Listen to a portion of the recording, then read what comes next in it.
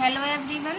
Today we are going to discuss the very important topic for CSIR net that is epoxide ring opening और हम बोल सकते हैं subsequent transformations of epoxide means कि epoxide की transformation कैसे हो सकती है। मतलब जैसे हमें इपॉक्साइड दिया है तो उसको हम किस तरीके से किस प्रोडक्ट में कन्वर्ट कर सकते हैं। तो हमारे पास 3-4 है इसके, उसको हम देखेंगे वन बाय वन करके किस तरीके से रिंग ओपनिंग हो करके हमारे नए नए प्रोडक्ट फॉर्म हो सकते हैं। तो उस हमने टॉपिक का नाम दे दिया सब्सिक्वेंट ट्रांसफॉर्मेशंस ऑफ इपॉक्साइड कि इपॉक्साइड को हम किस किस से उसमें ट्रांसफॉर्म कर सकते हैं। तो first we will see that is epoxidation followed by nucleophilic ring opening. First है कि इसका जैसे इपॉक्साइड फॉर्मेशन हो गया, हमने देखा था लास्ट वीडियो में, अगर आप देखेंगे MCPBA की, वहाँ पर हमने देखा था वो क्या करता है, एल्कीन की इपॉक्सीडेशन करता है। तो इसमें भी हमारा क्या होगा, इपॉक्सीडेशन होगा। उसमें क्या होगा, जब इपॉक्साइड फॉर्म हो जाएगा तो न्यूक्लियोफाइल अटैक करके क्या कर सकता है, रिंग ओपनिंग कर सकता है और एक हमारा प्रोडक्ट बना सकता है। क्योंकि हमें पता है कि जो इपॉक्साइड्स होते हैं वो 3 मेंबर्ड रिंग होते हैं जो कि बहुत ही अनस्टेबल रिंग होती है। इसमें एंगल स्ट्रेन बहुत ज़्यादा होता है क्योंकि इसमें जो होता है 60 डिग्री होता है, लेकिन अगर हम देखें तो कार्बन की प्रॉपर ज्योमेट्री कैसी होती है, टेट्राहेड्रल होती है, उसके अकॉर्डिंग 109 डिग्री एंगल होना चाहिए। लेकिन इन दोनों में डिफरेंस करें 109 डिग्री और 60 डिग्री में एंगल देखें तो बहुत ज़्यादा एंगल डिफरेंस आ जाता है, जिसकी वजह से इस रिंग में स्ट्रेन आ जाता है। तो अब हम देखते हैं इस रिंग की, इसीलिए ये रिंग क्या हो जाती है, जल्दी से किसी भी स्पीशीज के अटैक करने से ओपन हो जाती है क्योंकि इनमें क्या होता है, स्ट्रेन होता है। अगर हम देखें तो यहाँ पर न्यूक्लियोफाइल है, न्यूक्लियोफाइल यहाँ भी अटैक कर सकता है, यहाँ भी अभी हम देख लेते हैं। सपोज यहाँ अटैक कर दिया तो ये रिंग ओपन होकर हमारा क्या बना देगा, प्रोडक्ट अल्कोहल। और हम यहाँ अगर देखें तो NU and OH both are anti. इनमें जब हमारा न्यूक्लियोफाइल अटैक करता है तो न्यूक्लियोफाइल और OH जो बनेंगे वो एंटी बनेंगे। अब सेकेंड देखते हैं nucleophile epoxidation followed by reductive opening. ऊपर हमने देखा था कि जब हमारा इपॉक्साइड बन गया, एल्कीन दिया होगा, MCPBA से हम डाल करके क्या बना सकते हैं, इपॉक्साइड बना सकते हैं। और फिर हमारा क्या होगा, जब जैसे कोई हाइड्राइड दे दिया, जैसे हमने न्यूक्लियोफाइल हमने यहाँ पर क्या ले लिया, हाइड्राइड ले लिया। कोई हाइड्राइड क्या करेगा, रिंग ओपनिंग करेगा और हमारा प्रोडक्ट बना देगा। वहाँ पर अल्कोहल की जगह हमारा क्या बन गया है, सॉरी अल्कोहल ही बना है यहाँ पर भी, लेकिन यहाँ पर क्या हुआ है, न्यूक्लियोफाइल की जगह हाइड्रोजन आ गया। अगर हम यहाँ पर देखें, यहाँ H आ गया और वहाँ पर हमारा क्या आ रहा था, इस जगह पे न्यूक्लियोफाइल आ रहा था। और यहाँ पर रिड्यूसिंग एजेंट हमने जैसे डिस्कस करा था, इसमें हमने इसको हम डिस्कस करेंगे। जैसे लिथियम एल्यूमिनियम हाइड्राइड होता है, NaBH4 होता है, बोरेन होता है, ये सब क्या होते हैं, हाइड्राइड डोनर होते हैं। यानी हाइड्राइड अटैक कराएगा और रिंग ओपनिंग हो जाएगी और हमारा ये प्रोडक्ट बन जाएगा। थर्ड बहुत ही इंपॉर्टेंट है ये epoxidation followed by rearrangement to a carbon. इसकी हम सेपरेट वीडियो बनाएंगे, अभी बस इसका इतना देख लेना कि एल्कीन से जब इपॉक्साइड बनते हैं तो कार्बोनिल कंपाउंड्स में भी कन्वर्जन हो सकता है इनका। तो ये इसको हम इसमें अभी हम इसको नेक्स्ट वीडियो में डिस्कस करेंगे। ओके, अब नेक्स्ट देखते हैं। इसमें इसी तरीके से इपॉक्सीडेशन फॉलोड बाय, इसमें भी रिंग ओपनिंग होती है और ये लाइलिक अल्कोहल में भी हम इनको कन्वर्ट कर सकते हैं। जैसे हमने यहाँ पर एल्कीन ले लिया है तो इसको हमने इपॉक्साइड बना लिया MCPBA की प्रेजेंस में, और इपॉक्साइड फॉर्मेशंस की वजह इसमें यहाँ पर इसको किस में कन्वर्ट कर दिया, फिर हमने लाइलिक अल्कोहल की, इसके हमने अलग से, इसको भी अलग सेपरेट देखेंगे, दोनों इंपॉर्टेंट है। अब हम फर्स्ट डिस्कस करने जा रहे हैं epoxide ring opening by nucleophile. तो इपॉक्साइड रिंग ओपनिंग किस तरीके से हो सकती है, तो हम देखते हैं जो इपॉक्साइड रिंग ओपनिंग होती है, न्यूक्लियोफाइल वहाँ पर हमारा कैसा हो सकता है, एसिड, जो न्यूक्लियोफाइल है वो हमारा बेस भी हो सकता है। जैसे कि बेस पता है सबको OH माइनस है, OH माइनस जैसे वो हमारा न्यूक्लियोफाइल की तरह भी एक्ट करता है और बेस की तरह भी एक्ट करता है। तो दोनों की तरह बेसिकली वो एक्ट कर सकता है और उसी को हम क्या नाम दे देते हैं, बेस कैटालाइज्ड। यानी कि जो रिंग ओपनिंग है वो हमारी 2 कंडीशंस में हो सकती है, आइदर बेसिक कंडीशन और एसिडिक कंडीशन, दोनों ही इंपॉर्टेंट है। इसको जब हम रिएक्शन मैकेनिज्म पढ़ते हैं तो वहाँ पर बीच में ये स्टेप्स पूछ लेता है, तो हमें ये पता होना चाहिए। तो यहाँ पर फर्स्ट हम डिस्कस करने जा रहे हैं that is base catalysed. Base catalysed का क्या होगा, यानी कि जब रिंग ओपनिंग होगी in the presence of base, इसको हम क्या बोल रहे हैं, बेस कैटालाइज्ड। जैसे हमें हमारा इपॉक्साइड फॉर्मेशन हो गया और न्यूक्लियोफाइल हमारे यहाँ पर, मतलब जो भी अटैकिंग स्पीशीज होगी वो हमारी बेस होगी, उसकी प्रेजेंस में रिंग ओपनिंग होगी। जैसे हम यहाँ पर देख रहे हैं, इसके पॉइंट देख लेते हैं किस तरीके से होगी। हमें ये 2 पॉइंट याद रखने हैं। कि एक तो first point is at the less substituted carbon, यानी कि जो हमारा इपॉक्साइड रिंग ओपनिंग होगी वो लेस हिंड्रेड कार्बन से होगी, जिसको हम SN2 रिएक्शन भी बोलते हैं। और सेकंड हमें ध्यान रखना है कि जो हमारा जो भी न्यूक्लियोफाइल स्पीसीज है और अल्कोहल है, मतलब जो भी अटैकिंग स्पीशीज है और अल्कोहल बनेगा वो दोनों हमारे क्या होंगे, एंटी रिलेशनशिप होगा दोनों का। इतना हमें याद रखना है बेस कैटालाइज में। अब हम इसका एग्जाम्पल से डिस्कस कर लेते हैं। देखो यहाँ पर हमारा ये है इपॉक्साइड है, अगर हम यहाँ इसमें कार्बन में देखें तो ये क्या है, ये कार्बन हमारा टर्शरी है और ये कार्बन सेकेंडरी है। तो इसमें क्या होगा, जैसे कोई अटैकिंग स्पीसीज ने अटैक करा तो हमें इतना ध्यान रखना है लेस हिंड्रेड कार्बन से अटैक करता है, क्योंकि अभी हम देखेंगे बेस के जब हम एसिड कैटालाइज देखेंगे तो वहाँ पर 2-3 पॉसिबिलिटी बनती है, लेकिन यहाँ पर क्या होता है कि जो न्यूक्लियोफाइल होता है वो हमारा बल्कि भी हो सकता है और स्मॉल, जैसा भी इसका साइज एक प्रॉपर साइज होता है तो वो स्टेरिक फैक्टर को डोमिनेट करता है, यानी कि लेस हिंड्रेड से अटैक करना पसंद करेगा। क्योंकि यहाँ पर हमारा कोई इस तरीके से अगर यहाँ पर देखें तो ऑक्सीजन का क्या होगा, एंटी बॉन्डिंग यहाँ पर होगा और यहाँ पर अटैक कर देगा और इस तरीके से ऑक्सीजन CO का, ठीक है, इस तरीके से यहाँ पर रिंग ओपनिंग हो जाएगी। यहाँ पर अगर हम देखें तो इस तरीके से O- और न्यूक्लियोफाइल अपोजिट साइड आ गया। अगर इन दोनों कार्बन की बात करें तो इसकी जो स्टीरियो होगी, यहाँ पर अगर हम देखें इस कार्बन की स्टीरियो कैसी है, रिटेंशन है, मीन्स नो चेंज, और यहाँ पर जो है स्टीरियो की इन्वर्जन है। ओके, अब हम यहाँ पर देखते हैं कि जैसे हमारे 2 कार्बन है तो इसमें हमारा ये कार्बन क्या है, यहाँ पर टर्शरी है, यहाँ पर प्राइमरी है। तो इस तरीके से पॉसिबल कंडीशंस क्या हो सकती है, टर्शरी भी हो सकता है, प्राइमरी भी, टर्शरी सेकेंडरी, प्राइमरी सेकेंडरी, ये 3 पॉसिबल कंडीशन है। लेकिन हमें क्या ध्यान रखना है कि बेस कैटालाइज की प्रेजेंस में जो इपॉक्साइड रिंग ओपनिंग होती है वो हमारे लेस सब्स्टिट्यूटेड कार्बन पे होती है। तो हम देखेंगे टर्शरी और प्राइमरी में जो लेस सब्स्टिट्यूटेड है प्राइमरी है, इन दोनों में हमारा सेकेंडरी है और इन दोनों में प्राइमरी है। तो यहाँ पर इस तरीके से कार्बन 1 दे देते हैं नाम, कार्बन 2 दे देते हैं, और हमें ध्यान रखना है इस तरीके से रिंग ओपनिंग होगी। ओके, तो ये हमारा कंप्लीट हो गया बेस कैटालाइज्ड। अब हम मूव करते हैं towards the acid catalysed. Acid catalysed ring opening क्या होती है, थोड़ी कॉम्प्लेक्स होती है कंपेयर टू बेस कैटालाइज्ड। इसमें क्या होता है कि क्योंकि जब हम देखेंगे तो जो एसिड है वो क्या होता है, प्रोटॉन डोनर होते हैं और वो क्या करते हैं, ऑक्सीजन के लोन पेयर को एक्टिवेट कर देते हैं। जैसे अभी हम एग्जांपल देखेंगे, यहाँ पर जैसे ऑक्सीजन है, इसके पास लोन पेयर और H+ है, तो ये क्या करता है, जैसे इपॉक्साइड है तो ये यहाँ पर क्या करते हैं, ये हमारे क्या है, एसिड है, ठीक है, लुविस एसिड बोलते हैं, और ये लुविस बेस की तरह काम करता है। तो ये अपने लोन पेयर, क्योंकि ये डेफिशिएंट है तो इसको इलेक्ट्रॉन देके क्या करते हैं, एक्टिवेट कर देते हैं, मतलब कि H+ लग जाएगा यहाँ पर।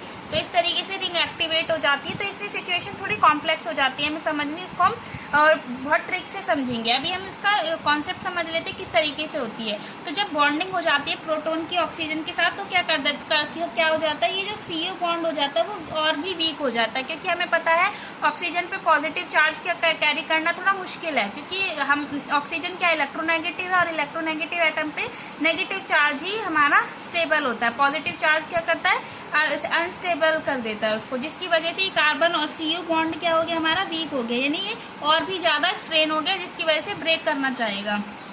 ओके, अब हम देखते हैं जब CO बॉन्ड वीक हो जाएगा तो ये क्या करेगा, facilitate rupture by weak nucleophile. अब इस पर कोई भी अटैकिंग स्पीशीज है, चाहे वो स्ट्रॉन्ग है चाहे वीक है, दोनों की प्रेजेंस में क्या कर जाएगी, रिंग ओपनिंग हो जाएगी, बॉन्ड वीक कर जाएगा, मतलब टूट जाएगा। If the CO bond is largely intact at the transition state, 2 condition हो सकती है। अगर हमारा CO बॉन्ड क्या है, लार्जली इंटैक्ट है ट्रांजिशन स्टेट से, तो क्या होगा, उसमें क्या होगा, तो हमारे 2 फैक्टर काम करते हैं, एक स्टेरिक फैक्टर होता है और एक इलेक्ट्रॉनिक फैक्टर होता है। तो nucleophile becomes attach to the less substituted position, मतलब कि अगर हमारा CO बॉन्ड ज्यादा वीक नहीं है, वो हमारा इंटैक्ट रह सकता है, तो हम ट्रांजिशन स्टेट में तो हम क्या बोलेंगे कि जो न्यूक्लियोफाइल है वो कहाँ अटैच हो जाएगा, लेस सब्स्टिट्यूटेड पोजीशन पे अटैक करेगा, क्योंकि वहां पर स्टेरिक फैक्टर डोमिनेट करेगा। इसको हम एग्जाम्पल में देखेंगे, अभी आप इसका कॉन्सेप्ट समझ लीजिए किस तरीके से होता है। अब हम देखते हैं सेकंड कंडीशन क्या हो सकती है कि CO रप्चर जो यानी CO बॉन्ड है वो हमारा more complex at the transition state, यानी कि उसका बनना थोड़ा मुश्किल हो रहा है, कि वो बॉन्ड वीक होना चाह रहा है, क्योंकि ज्यादा वीक हो गया तो अपोजिट ओरिएंटेशन हो जाती है उसमें। तो उसमें अपोजिट ओरिएंटेशन यानी कि क्या होगा, हमारा इलेक्ट्रॉनिक फैक्टर डोमिनेट करता है। वहां पर इलेक्ट्रॉनिक फैक्टर किस तरीके से डोमिनेट करता है कि उसमें हमारा मोर सब्स्टिट्यूटेड कार्बन पे अटैक अटैक करता है, क्योंकि वहां पर हमारी जो ट्रांजिशन स्टेट है वो हमारी क्या होने लगती है, स्टेबलाइज होने लगती है। जैसे अगर हम यहाँ पर देखें तो ये जैसे हमारा ये इपॉक्साइड है, ये हमारा एक्टिवेट हो गया है, ठीक है, देखा ये रिंग एक्टिवेट हो गई है। रिंग एक्टिवेट यानी एसिड कैटेलाइज्ड हो गया है, कोई भी एसिड की प्रेजेंस में रिंग एक्टिवेट हो गई है। तो हमारे दो फैक्टर काम करें, एक स्टेरिक फैक्टर और एक इलेक्ट्रॉनिक फैक्टर। स्टेरिक फैक्टर यानी कि अगर हमारा टर्शरी और प्राइमरी है तो प्राइमरी पे अटैक करेगा, और इलेक्ट्रॉनिक फैक्टर यानी अगर टर्शरी और प्राइमरी है तो टर्शरी पे अटैक करेगा। इलेक्ट्रॉनिक फैक्टर क्यों बोल रहे हैं, क्योंकि जैसे कि हमारे यहाँ पर सपोज टर्शरी बन रहा है तो जो इसमें अभी हम देखेंगे इसका मैकेनिज्म कि इसमें क्या होता है जब ये बॉन्ड ब्रेक करता है। इसको अगर हम ऐसे समझें, जैसे H+ है यहाँ पर और यहाँ पर हमारे सपोज 2 R ग्रुप जुड़े हुए हैं और यहाँ पर एक R ग्रुप, तो यहाँ टर्शरी है और यहाँ प्राइमरी है, सॉरी सेकेंडरी है। तो जब ये बॉन्ड, क्योंकि देखो क्या है यहाँ पर ये बॉन्ड बन रहा है और ये दो बॉन्ड बन रहे हैं, और हमें पता है जैसे रिंग एक्टिवेट हो गई है तो CO बॉन्ड क्या होने लगता है, वीक होने लगता है। तो वीक की वजह से क्या होगा, ये रप्चर होगा, और ये क्या हो सकती है हमारी कंडीशन। यहाँ पर अगर हम देखें तो ये जब ये बॉन्ड क्या होगा, ब्रेक करेगा, तो यहाँ पर एक कार्बोकेटायन की कंडीशन क्रिएट होने लगती है, डेल्टा पॉजिटिव चार्ज आने लगता है। और हमें पता है कि ज्यादा स्टेबल कार्बोकेटायन क्या होता है, टर्शरी, सेकेंडरी और प्राइमरी। तो हम हालांकि पूरा पॉजिटिव चार्ज नहीं आता, जैसे ये ब्रेक कर जाएगा तो कम पॉजिटिव चार्ज आएगा, और उसको हम कार्बोकेटायन की स्टेबिलिटी से इसको समझ सकते हैं कि टर्शरी ज्यादा होगा, फिर सेकेंडरी, फिर प्राइमरी।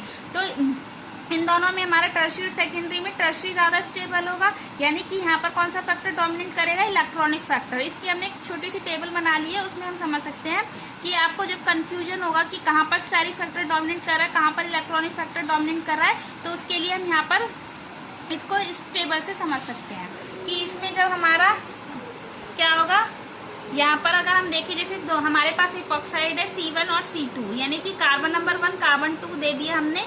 इसमें हमारा क्या होगा कि जब हमारे कार्बन पे सपोज टर्शरी या प्राइमरी और सेकेंडरी, यानी C1 पे हमारी टर्शरी कार्बन है और C2 पे प्राइमरी भी हो सकता है, सेकेंडरी भी हो सकता है, तो हमारा इलेक्ट्रॉनिक फैक्टर डोमिनेट करेगा। ओके, तो जो इलेक्ट्रॉनिक फैक्टर यानी कि टर्शरी पे अटैक होगा, ये हमें याद रखना है। सेकेंड हम देख रहे हैं अगर प्राइमरी भी आ रहा है और सेकेंडरी भी आ रहा है, तो प्राइमरी और सेकेंडरी में अब C1 पे प्राइमरी है और C2 पे सेकेंडरी है, तो उसमें हमें न्यूक्लियोफाइल को देखना है।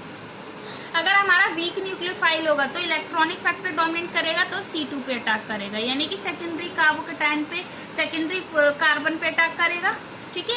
और गुड न्यूक्लियोफाइल होगा, गुड न्यूक्लियोफाइल जैसे कि जिनके पास नेगेटिव चार्ज आते हैं, OH-, Br-, और वीक न्यूक्लियोफाइल जैसे जो न्यूट्रल होते हैं, वाटर, अमोनिया, ये हमारे वीक न्यूक्लियोफाइल होते हैं। क्योंकि जब हम न्यूक्लियोफाइल की कंडीशन, मैंने सेपरेट वीडियो बनाई है, आप देखना, वहां पर स्ट्रॉन्ग न्यूक्लियोफाइल कौन से और वीक न्यूक्लियोफाइल कौन से। स्ट्रॉन्ग न्यूक्लियोफाइल वो है जो कि जिनके ऊपर नेगेटिव चार्ज आता है, वो स्ट्रॉन्ग न्यूक्लियोफाइल है, क्योंकि यहाँ पर इलेक्ट्रॉन डेंसिटी ज्यादा हो जाती है इनके कंपेयर में, इसलिए हम इसको गुड न्यूक्लियोफाइल बोल देते हैं।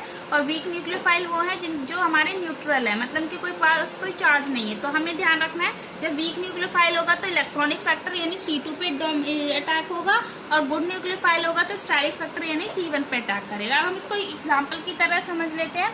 जैसे कि हमारे यहाँ पर इपॉक्साइड है और H+ ने अटैक करा तो हमारी ये रिंग एक्टिवेट हो गई। अब हमारी दो कंडीशन हो सकती है, सपोज न्यूक्लियोफाइल आया, यहाँ भी अटैक कर सकता है, इस कार्बन पे भी।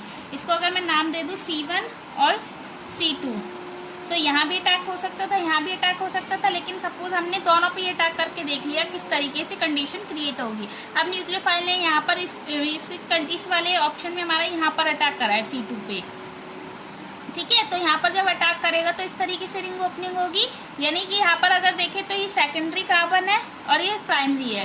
तो सेकेंडरी और प्राइमरी में सपोज हमने प्राइमरी पे अटैक करा दिया, तो प्राइमरी पे अटैक करा रहे हैं, यानी कौन सा फैक्टर हम डोमिनेट करवा रहे हैं, यहाँ पर स्टेरिक फैक्टर डोमिनेट करवा रहे हैं। तो क्यों करवा रहे हैं, यहाँ पर हमने मान लिया कि जो यहाँ पर little CO cleavage at transition state, मतलब कि यहाँ पर हमारा सेकेंडरी और प्राइमरी है, यानी इन दोनों में कोई इतना ज्यादा डिफरेंस नहीं है कि हमारा इलेक्ट्रॉनिक फैक्टर डोमिनेट करे। इलेक्ट्रॉनिक फैक्टर हमेशा हमारा टर्शरी और प्राइमरी और सेकेंडरी में, टर्शरी जहाँ पर बन जाए वहां पर डोमिनेट करता है इलेक्ट्रॉनिक फैक्टर, क्योंकि हमें पता है सबसे ज्यादा कार्बोकेटायन टर्शरी के केस में होता है, ना कि सेकेंडरी और प्राइमरी के केस में। जब सेकेंडरी और प्राइमरी होगा तो इन दोनों में इतना ज्यादा डिफरेंस नहीं होता, तो यहाँ पर हम स्टेरिक फैक्टर डोमिनेट कराने लगते हैं। तो स्टेरिक फैक्टर डोमिनेट कराएंगे तो क्यों करवा रहे हैं, क्योंकि इनमें CO क्लीवेज यानी जो ये बॉन्ड है इतना ज्यादा वीक नहीं होता, क्योंकि सेकेंडरी मतलब वीक होगा, लेकिन ये स्टेबलाइजेशन कंडीशन इतनी ज्यादा डोमिनेट नहीं कर रही है यहाँ पर, तो इसलिए हमारा क्या हो जाएगा, स्टेरिक इफेक्ट डोमिनेट करने की वजह से न्यूक्लियोफाइल यहाँ अटैक कर देगा, रिंग ओपनिंग हो जाएगी और अल्कोहल बन जाएगा। और यहाँ पर अगर हम देखें तो यहाँ पर हमारा क्या है, सपोज यहाँ पर क्या है, हाँ अगर हमारे यहाँ टर्शरी तो बन नहीं रहा, लेकिन हम इसको डोमिनेट करवाते चल रहे कि इलेक्ट्रॉनिक इफेक्ट, अगर हमारा सपोज ये टर्शरी बन रहा होता तो इलेक्ट्रॉनिक इफेक्ट डोमिनेट करता है, इलेक्ट्रॉनिक इफेक्ट डोमिनेट करेगा तो हमारा क्या होगा कि वहां पर अटैक करेगा जहाँ इलेक्ट्रॉनिक फैक्टर स्टेबलाइज हो रहा है। लेकिन इन दोनों के केस में देखें तो ये वाला इसके कंपेयर में इलेक्ट्रॉनिक इफेक्ट डोमिनेट कर, मतलब यहाँ पर इलेक्ट्रॉनिक फैक्टर स्टेबलाइज करेगा तो न्यूक्लियोफाइल यहाँ अटैक कर देगा और इस तरीके से हमारा अल्कोहल बन जाएगा। ठीक है, यानी हम यहाँ पर बोल सकते हैं कि much CO cleavage at the transition state, यानी CO क्लीवेज ट्रांजिशन स्टेट की यहाँ पर ज्यादा हो रही है। इसके हम रिलेटेड एक दो एग्जाम्पल देख सकते हैं, जैसे कि हमारे यहाँ पर 6 मेंबर्ड इपॉक्साइड हमने ले लिया है। इन 6 मेंबर्ड एसिड हो या बेस कैटालाइज्ड हो, हमें हमेशा याद रखना है, ये बहुत ही इंपॉर्टेंट है। और जब हम स्टीरियो पढ़ते हैं या कोई भी, क्योंकि हमें पता है इस तरीके का कंपाउंड ज्यादा दिए होते हैं 6 मेंबर में, तो हमें यहाँ पर याद रखना है जो 6 मेंबर में अगर हमारा इपॉक्साइड हो जाएगा तो जो रिंग ओपनिंग होगी हमारा हमेशा एक्सियल अटैक होगा। अभी हम इसके रिस्पेक्ट में 2 एग्जाम्पल देखेंगे जो नेट में आए हुए हैं, तो अभी इतना याद रखो कि रिंग जो ओपनिंग होगी वो एक्सियल अटैक से होगी, कभी भी इक्विटोरियल से नहीं होगी। हमें पता है ये 6 मेंबर्ड है, में हमारा ये 2 पोजीशन होती है, एक्सियल होती है और ये इक्विटोरियल होती है। तो जो अगर मान लो ये इपॉक्साइड बन रहा है, सपोज ये इपॉक्साइड बन रहा है तो एक्सियल अटैक से तो होगी हमारी जो न्यूक्लियोफाइल होगा वो एक्सियल अटैक होगा, वहां से रिंग ओपनिंग होगी। अब हम इसमें एग्जांपल देखेंगे, अभी आप इस कंसेप्ट को समझिए, नेक्स्ट वीडियो में हम इसके एग्जांपल डिस्कस करेंगे। Thank you guys, please like share and subscribe.